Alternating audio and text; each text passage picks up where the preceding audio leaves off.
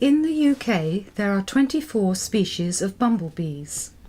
Honeybees and bumblebees are very important to both people and wildlife. Bumblebees visit flowers to gather nectar and pollen for feeding to both themselves and the young bee larvae. When they forage, they carry pollen from one flower to another, and this benefits flowers, which need to be pollinated to produce seed or fruit.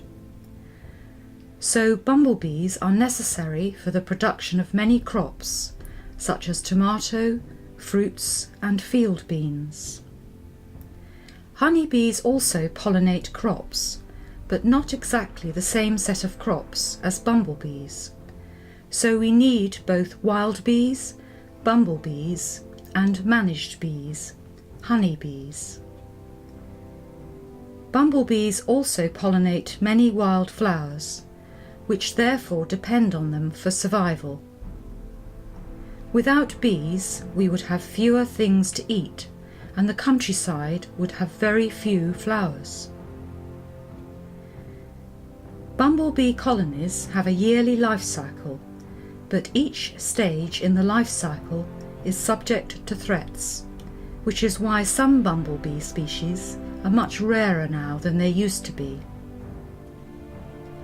In spring, bumblebee queens come out of hibernation and need to find a safe place to nest. So queens need lots of rough places like hedgerows, grassy banks and untidy corners of gardens in which to find a nest. Removal of hedgerows and too much tidiness in the countryside and in gardens remove potential nest sites and threaten queens' chances of successfully starting a colony. The queens produce workers who fly out from the nest many times a day to find flowers from which to collect nectar and pollen. Some of the young bees that they rear will become new queens and male bees.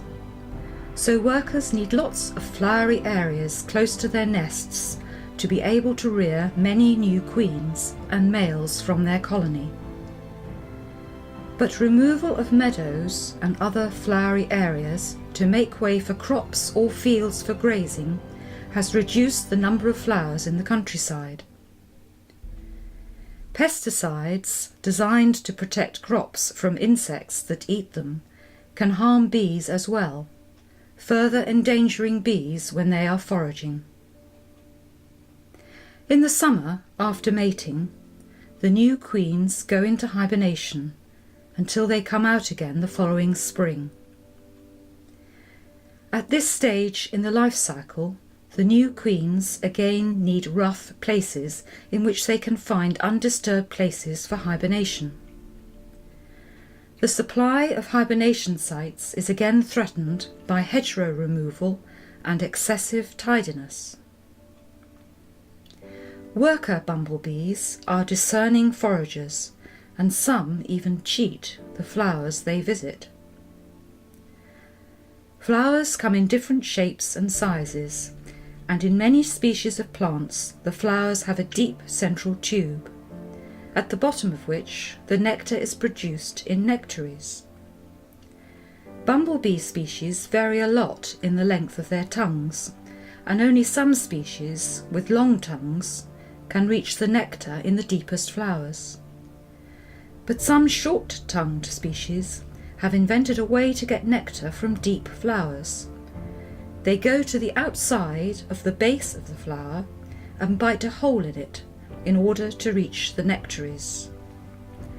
This is called robbing, and it cheats the flower because the bee doesn't get any pollen on it when it robs, or leave any pollen inside the flower, so a robbed flower will not be pollinated.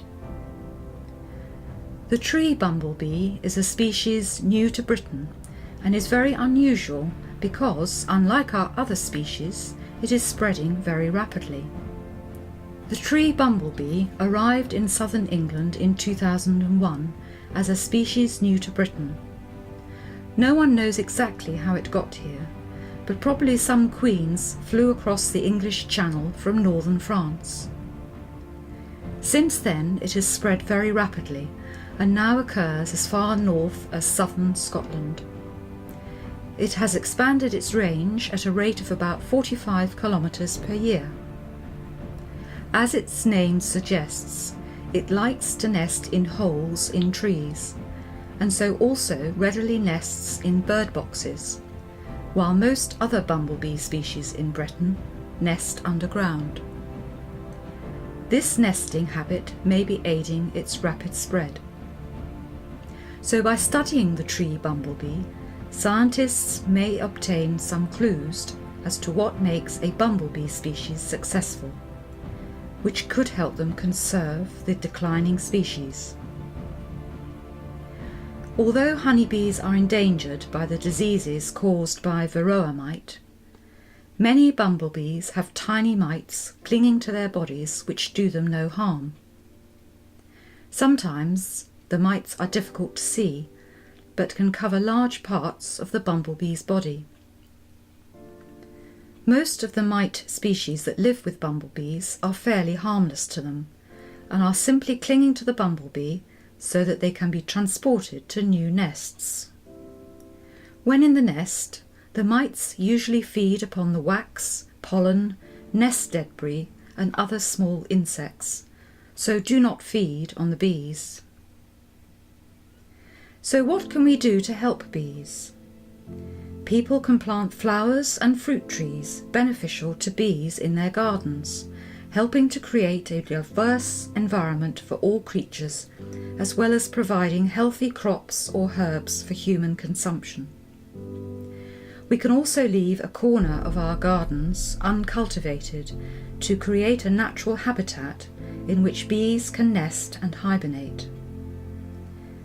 It is also important to know that bees cannot collect pollen and nectar from garden flowers with double blooms and some other cultivated flowers. Therefore, it is always better, where possible, to consider growing species of plants that have retained nature's design.